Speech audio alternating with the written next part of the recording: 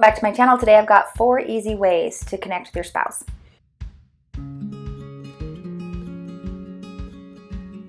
Now I know that you're here for all the tips, but I just want to encourage you that who I'm talking to in this video are couples that are already in a healthy relationship but have maybe gotten disconnected. Maybe you're a mom with young kids and you feel like you're just touched out and you just don't want any more attention, but that can just be a signal that you're actually disconnected from your husband.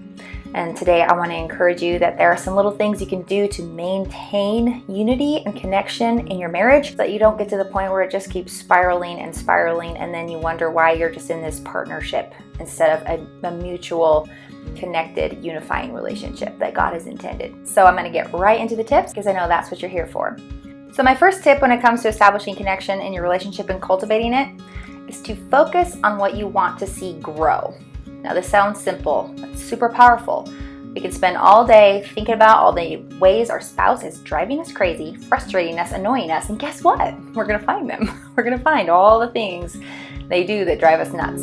Is that really what we want to see grow, see more of, and see thrive in our marriage is the annoying, frustrating parts? No, we wanna see the good parts, and I guarantee you they're there. No matter where you're at in your relationship, if you're in a healthy, mutually loving relationship that is Christ-centered. There are things you love about your spouse because you married them. You chose them. Now, just think back to your dating relationship. What were the things that really stood out to you, why you were drawn to them? They're still there. Your spouse is still the same person they were in that blissful courtship season. So I want to encourage you to look for those things because the more you look for them, the more you're going to see them. The more you're going to see them, the more you're going to take note of them. And you're going to feel like they are a more loving person, a more admirable person because you're taking note of those good things. And so focus on what you want to see grow, thrive, and what you want more of in your relationship, and I guarantee you, it'll be there. Bonus tip, the second that you see something you admire, love about your spouse, text them or tell them immediately. This is going to go a long ways towards establishing connection and unity in your marriage that you want, that you desire. Maybe some sparks, just warning you now. The choice is ours. We can focus on the negative and see more of that in our relationship, or we can focus on the positive and see more of that in our relationship. What would you like to see more of in your marriage? My number 2 tip is to look each other in the eyes when you're talking to each other or when that person is speaking to you. It's really easy to get distracted by the little kids that are in the room, our phones, a myriad of things. Remember in your dating courtship season, you could just stare into each other's eyes for hours. Maybe you didn't do that. Maybe that was just us. Anyway, guess why? Bonding and intimacy happens that way. We are literally almost looking into the other person's soul when we look them directly in the eye. And let me tell you, with little kids running around, there are fewer and fewer opportunities for intimacy the more kids you've got, and this is one way you can build intimacy with each other without even taking your clothes off. So let me tell you, you can come back here and thank me later. Look in your spouse's eye when they're talking to you. They will feel seen, heard, appreciated, known, and you are talking to them. Look them in the eye. It's easy to, in the busyness of parenting and whatnot, to just kind of be yelling at each other across the room, what's going on, and updating each other on the plan or whatever, and not actually looking at the person when you're talking to them.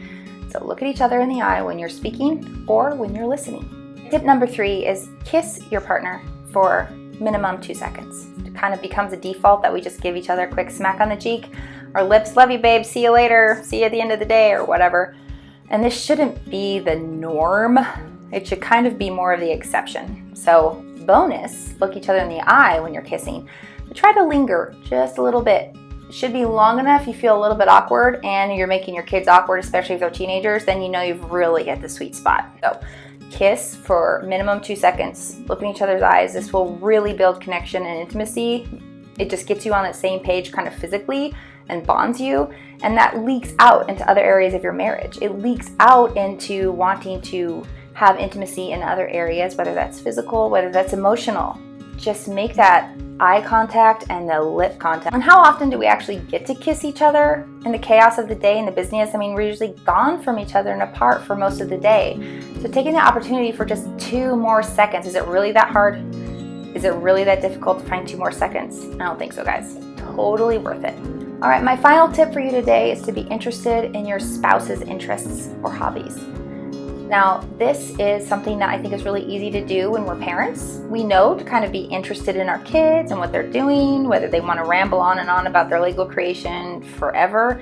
We know we should listen and be interested, but we forget that that need doesn't go away when we become adults. We still want to be seen, we still want to be known, and being interested in your spouse's interests is how we can communicate that really easy and effectively.